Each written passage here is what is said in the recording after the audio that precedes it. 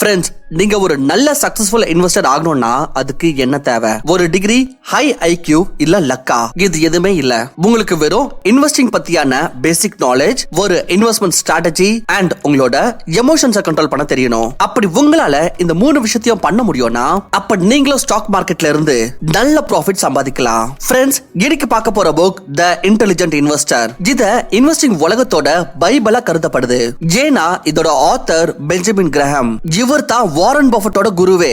ஒரு இன்டர்வியூல Warren Buffett சொன்னாரு, அவரோட 50% வெல்த் உருவானதுக்கான காரணம் இவர் சொன்ன ஸ்ட்ராட்டஜினால தானா. அதுக்கான ரீசன் என்னன்னு இப்ப சொல்ற விஷயத்துல இருந்து நீங்க புரிஞ்சுப்பீங்க.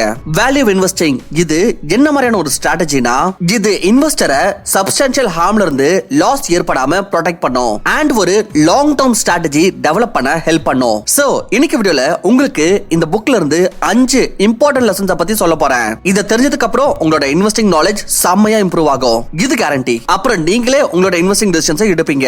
சோ ஃப்ரெண்ட்ஸ், வாங்க வீடியோவை ஸ்டார்ட் பண்ணலாம். அதுக்கு முன்னாடி நம்மளோட சேனலை கண்டிப்பா சப்ஸ்கிரைப் பண்ணுங்க அண்ட் பெல் ஐகானை பிரஸ் பண்ணுங்க so that நீங்க இன்வெஸ்டிங் அண்ட் உங்க மைண்ட் செட் இம்ப்ரூவ் பண்ற வீடியோஸை மிஸ் பண்ணாம பார்க்கலாம். Lesson number 1, the investor and market fluctuation. Friends, முதல்ல நம்ம ஏன் இந்த ஸ்டாக் மார்க்கெட்டை பார்த்து பயப்படுறோம்? அதுக்கான காரணம் மார்க்கெட் ஃப்ளக்சுவேஷன். நம்ம காசை போட்டதும் இந்த மார்க்கெட் கீழே போயிடுச்சுன்னா நம்மளோட காசை லூஸ் பண்ணிடுவோன்ற பயம். சோ நம்மளோட இந்த பயத்தை போக்க உங்களுக்கு இந்த புக்ல இருந்து ஒரு இம்பார்ட்டன்ட் லெசன் ஷேர் பண்றேன். ஃப்ரெண்ட்ஸ், இமேஜின் பண்ணிக்கோங்க, நீங்க உங்களோட ஃப்ரெண்ட்ஸ் கூட சேர்ந்து ஒரு பிசினஸ் ஸ்டார்ட் பண்றீங்க.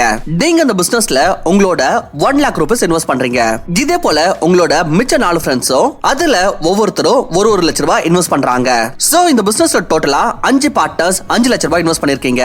அண்ட் சில வருஷம் போகுது, உங்களோட பிசினஸும் சக்சஸ்ஃபுல்லா நடக்குது. பட் ஆனா திடீர்னு ஒரு நாள் மார்னிங் உங்களோட ஒரு ஃப்ரெண்ட் வந்து உங்களுக்கு ஒரு பிரைஸ் ஆஃபர் பண்றாரு. சொல்றாரு, ஒன்னு உங்களோட பார்ட்னர்ஷிப் அவருக்கு வித்துட்டு இந்த பிசினஸ் விட்டுட்டு விலகிக்க சொல்றாரு, இல்லனா நீங்க அவர்கிட்ட இருக்கிற ஷேர்ஸ் வாங்கிக்கின்னு இன்னும் அதிகமா இன்வெஸ்ட் பண்ணி இந்த பிசினஸோட ஒரு பெரிய பார்ட் ஆக சொல்றாரு. ஆனா இங்க ஒரு இன்ட்ரெஸ்டிங்கான விஷயம் என்னன்னா, அவர் எப்பவுமே அவரோட மூடுக்கு பிரகாரம் பிரைஸ் சொல்றாரு. அவர் ரொம்பவே சந்தோஷமா இருக்கிறப்போ அதிகமான பிரைஸ் சொல்லுவாரு, ஆனா சோகமா இருக்கிறப்போ ரொம்பவே கம்மியான பிரைஸ் சொல்றாரு. சோ இதனால அவர் சொல்ற பிரைஸ் வந்து உங்களுக்கு சில நேரத்துல ஃபேவரபிளா இருக்கிற மாதிரி தெரியும், ஆனா மேக்ஸிமம் டைம் அவர் சொல்ற பிரைஸ் உங்களுக்கு தப்பா தெரியும். அண்ட் ஃப்ரெண்ட்ஸ், இந்த பார்ட்னரோட பேரு மிஸ்டர் மார்க்கெட். இந்த இடத்துல அப்படி நீங்க ஸ்மார்ட்டா இருந்தீங்கன்னா இந்த மாதிரி பார்ட்னர் கூட என்ன செய்வீங்க? உங்களுக்கு மொத்தம் 3 ஆப்ஷன்ஸ் இருக்கு. உங்க பிசினஸோட ஆக்சுவல் வேல்யூ என்னவோ அந்த பிரைஸ்க்கு வாங்குவீங்களா, இல்ல ரெண்டாவது அவர் சந்தோஷமா இருக்கிறப்போ உங்களுக்கு அதிகமான பிரைஸ் ஆஃபர் பண்றப்போ லைக் 1 lakh வேல்யூக்கு பதிலா 1 crore சொல்றாரு, இந்த டைம்ல உங்களோட ஷேரை செல் பண்ணுவீங்களா? அப்படியும் இல்லனா மூணாவதா அவர் சோகமா இருக்கிறப்போ பயத்துல உங்களுக்கு கம்மியான பிரைஸ் கோட் பண்றப்போ லைக் 1 lakh இடத்துல 50,000 rupees கோட் பண்றாரு, அப்ப நீங்க அவர்கிட்ட இருந்து பை பண்ணி அந்த பிசினஸோட ஒரு பெரிய பார்ட் ஆகுவீங்களா? சோ ஃப்ரெண்ட்ஸ், கண்டிப்பா உங்களோட ஆப்ஷன் 2 இல்ல 3 தான் இருக்கும். அது தவிர மிச்ச நேரத்துல நீங்க புத்திசாலித்தனமா அவர் சொல்ற பிரைஸை இக்னோர் பண்ணிடுவீங்க. ஏன்னா ஃப்ரெண்ட்ஸ், நீங்க அவர் சொல்ற பிரைஸை இக்னோர் பண்ணீங்கன்னா அவர் தப்பா நினைச்சுக்க மாட்டாரு. எப்படியா இருந்தாலும் திரும்ப நாளைக்கு வருவாரு. ஃப்ரெண்ட்ஸ், கொஞ்சம் யோசிச்சு பாருங்க, இந்த புக் பெஞ்சமின் கிரஹாம் 1949ல எழுதினாரு. அந்த காலகட்டத்துல இன்டர்நெட் இல்ல. சோ அப்பெல்லாம் மிஸ்டர் மார்க்கெட்டுக்கு அர்த்தம் நாள்ல ஒரு வாட்டி மார்னிங்ல மட்டும் நியூஸ் பேப்பர் வரும், அதுல உங்க பிசினஸோட பிரைஸை கோட் பண்ணுவாங்க. அந்த டைம்லலாம் இதுதான் மிஸ்டர் மார்க்கெட். ஆனா இன்னைக்கு ஒவ்வொரு செகண்டும் பிரைஸ் சேஞ்ச் ஆகுது அண்ட் மிஸ்டர் மார்க்கெட் ரொம்பவே ஆக்டிவா இருக்காரு. சோ இதனாலேயே பெஞ்சமின் கிரஹாமோட இந்த லாஜிக் முன்ன விட இன்னைக்கு தான் ரொம்பவே அப்ளிகபிளா இருக்கு. சோ நம்ம இந்த சாப்டர்ல இருந்து தெரிஞ்சுக்கிற ஒரு இம்பார்ட்டன்ட் லெசன் என்னன்னா, அது பிரைஸ் அண்ட் வேல்யூ. இது ரெண்டுமே வேற வேற விஷயம். Because price is what you pay and value is what you get. நீங்க பிரைஸ்ல எப்போ ஃபோக்கஸ் பண்ணனா, நீங்க எப்பனா டிரான்சாக்ஷன் பண்றப்ப மட்டும்தான். மிச்ச டைம் உங்களுக்கு அந்த பிசினஸ்ல இருந்து என்ன வேல்யூ கிடைக்குது நீங்க வெறும் அதுல மட்டும் தான் ஃபோக்கஸ் பண்ணணும். Lesson number 2, investment versus speculation. Friends, maximum investors stock மார்க்கெட்ல வெறும் ஸ்பெகுலேஷன் தான் பண்றாங்க.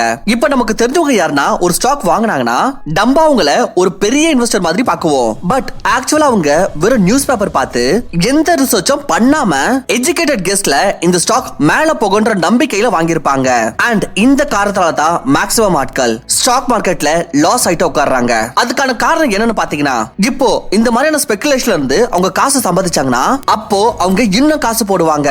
அண்ட் இது வரைக்கும் இதுல இருந்து ஒரு லெசன் கத்துக்கிற வரைக்கும். பட் ஃப்ரெண்ட்ஸ், அப்படி நீங்க உண்மையிலேயே இன்வெஸ்டிங் பண்ணீங்கன்னா நீங்க லாஸ் ஆகிறதுக்கான சான்சஸ் ரொம்பவே கம்மி தான். நான் இப்படி சொல்றதுக்கு பின்னாடி இருக்கிற காரணம் இந்த வீடியோ முடியறப்போ உங்களுக்கே தெரிஞ்சிடும்.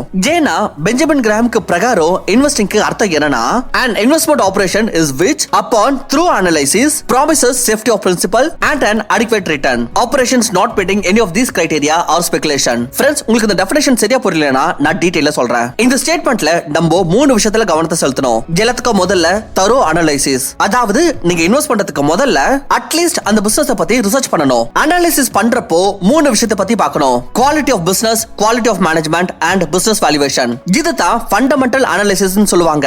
இத பத்தி ஒரு டீடைல் வீடியோ சீக்கிரமா நம்மளோட சேனல்ல வரப்போகுது. சோ நீங்க மறக்காம சேனலுக்கு சப்ஸ்கிரைப் பண்ணிட்டு பெல் ஐகானை பிரஸ் பண்ணிக்கோங்க. சோ தட் நீங்க இந்த இம்பார்ட்டன்ட் வீடியோவை மிஸ் பண்ணாம பாப்பீங்க. ஃப்ரெண்ட்ஸ், ரெண்டாவது அண்ட் ரொம்பவே இம்பார்ட்டன்ட் பாயிண்ட் இந்த ஸ்டேட்மென்ட்ல என்னன்னா சேஃப்டி ஆஃப் பிரின்சிபல். நீங்க ரோட்ல யாரா ஒருத்தர் போயிட்டு இருக்காருன்னா அவர்கிட்ட போய் கேளுங்க, ஸ்டாக்ல ஏன் நீங்க இன்வெஸ்ட் பண்ண மாட்டீங்கன்னு. அப்ப மக்கள் சொல்லுவாங்க, காசு போட்டு நஷ்டம் ஆயிடுச்சுன்னா என்ன பண்றதுன்னு. அதாவது பிரின்சிபலுக்கு சேஃப்டி இல்லன்னு. தட் மீன்ஸ் ப்ராஃபிட்ட விடுங்க, நீங்க இன்வெஸ்ட் பண்ற காசு அதுக்கே சேஃப்டி இல்ல. ஆனா பெஞ்சமின் கிராம்க்கு பிரகாரம் நீங்க இன்வெஸ்ட்மெண்ட் எப்ப பண்ணணும்னா உங்களுக்கு நீங்க முதலீடு பண்ற பிரின்சிபல் அது சேஃபா இருக்கும்னு தெரிஞ்சா மட்டும்தான். சோ இது எப்படி தெரிஞ்சுக்கிறது? இந்த விஷயத்தை நம்ம இந்த வீடியோவோட லாஸ்ட் பாயிண்ட்ல பார்க்கலாம். சோ ஃப்ரெண்ட்ஸ், என்ன பொறுத்த வரைக்கும் நீங்க ஸ்டாக் மார்க்கெட்ல இன்வெஸ்ட் பண்றப்போ இதுல இருந்து எப்படி காசு சம்பாதிக்கணும் இது உங்களோட மெயின் ஃபோக்கஸா இருக்க கூடாது. உங்களோட ஃபோக்கஸ் என்னவா இருக்கணும்னா நீங்க எப்படி காசை லூஸ் பண்ணாம இருக்கணும்னு பார்க்கணும். அண்ட் இந்த ஸ்டேட்மென்ட்ல மூணாவது இம்பார்ட்டன்டான விஷயம் என்னன்னா பெஞ்சமின் கிரஹாம் சொல்றாரு, நமக்கு அடிக்வேட் ரிட்டர்ன்ஸ் கிடைக்கணும். அதாவது சேஃப்டி ஆஃப் பிரின்சிபல் கூடவே நமக்கு இவ்வளவு அஷ்யூரிட்டி இருக்கணும். நம்மளுடைய இன்வெஸ்ட்மெண்ட் வந்து எஃப்டி இல்ல மிச்ச இன்வெஸ்ட்மெண்ட்ஸை விட அதிகமான ரிட்டர்ன்ஸ் கொடுக்கணும். அப்படி இல்லனா அப்ப ஏன் நம்ம இவ்வளவு ரிஸ்க் எடுக்கணும்? சோ இந்த டெஃபினிஷனோட ஓவரால் அர்த்தம் என்னன்னா நம்மளுக்கு பிசினஸோட அண்டர்ஸ்டாண்டிங் இருக்கணும். ரெண்டாவது உங்களுக்கு இந்த அளவுக்கு அஷ்யூரிட்டி இருக்கணும், உங்களோட காசு சேஃபா இருக்கும்னு. பிளஸ் உங்களுக்கு இந்த விஷயம் தெரியணும், உங்களுக்கு எப்போ எவ்வளவு ரிட்டர்ன் கிடைக்கும்னு. இல்லனா operations not meeting any of these criteria are speculation. Benjamin Graham சொல்றாரு, அப்படி உங்களுக்கு ஸ்பெகுலேஷன் தான் பண்ணணும்னா அப்ப நீங்க அதுக்காகவே ஒரு செப்பரேட் அக்கவுண்ட் வச்சுக்கணும். அதுல ஒரு அலோகேஷன் பண்ணிடுங்க ஒரு 10%. அதை விட நீங்க அதிகமா ஸ்பெகுலேஷன் பண்ணக்கூடாது. அண்ட் உங்களோட மிச்ச 90% எதெல்லாம் சேவிங்ஸ்ல இருக்குதோ நீங்க அதை வெறும் இன்வெஸ்டிங்க மட்டும் தான் வச்சுக்கணும். Lesson number 3, investor and inflation. Inflation இத பத்தி நம்ம பொதுவா கவலைப்படுறதே இல்ல. பட் ஆனா இந்த சாப்டர் நம்ம இந்தியன்ஸ்க்கு இன்னும் ரொம்ப இம்பார்ட்டன்ட். ஏன்னா இந்த டேட்டாவை கொஞ்சம் பாருங்க. 1970ஸ்ல இருந்து இது வரைக்கும் யுஎஸோட இன்ஃப்ளேஷனை ரொம்பவே கண்ட்ரோல் பண்ணிட்டாங்க. பட் இந்தியா மாதிரியான ஒரு டெவலப்பிங் கண்ட்ரியோட inflation per year 7 to 8% increase ஆகுது. ஃப்ரெண்ட்ஸ், மக்களையே இத பத்தி கவலைப்படுறதில்ல.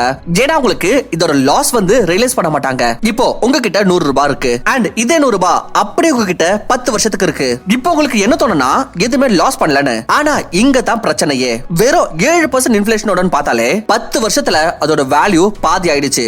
100 ரூபாயோட வேல்யூ 50 ரூபாய் ஆயிருக்கு. அதாவது நம்ம இந்தியன்ஸ் காசை எதுவும் இன்வெஸ்ட் பண்ணாம வீட்லயே வச்சிருந்தோம்னா அப்போ ரொம்ப ஸ்பீடா நம்மளோட காசை இழக்கிறோம். அண்ட் யாரெல்லாம் எஃப்டில 7 to 8% இன்வெஸ்ட் பண்றாங்களோ ஆக்சுவலா அவங்க எந்த ஒரு ரிட்டர்னும் earn பண்றது இல்ல.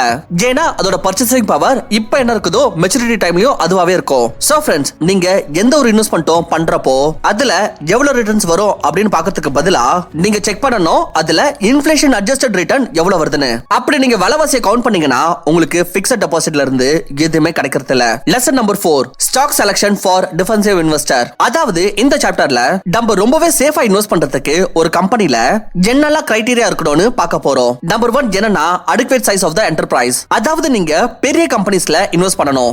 ஏன்னா நியூ அண்ட் ரொம்பவே சின்ன கம்பெனிஸ்லாம் ரொம்பவே ரிஸ்கியா இருக்கும். Point number 2, sufficiently strong financial condition. கம்பெனிஸோட கரண்ட் அசெட் அதோட லைபிலிட்டிஸை விட டபுளா இருக்கணும். அதாவது 2/1 கரண்ட் ரேஷியோ. அண்ட் கம்பெனிஸோட கரண்ட் அசெட் இதோட டோட்டல் டெட்ஸை விட அதிகமா இருக்கணும். Third point, earning stability.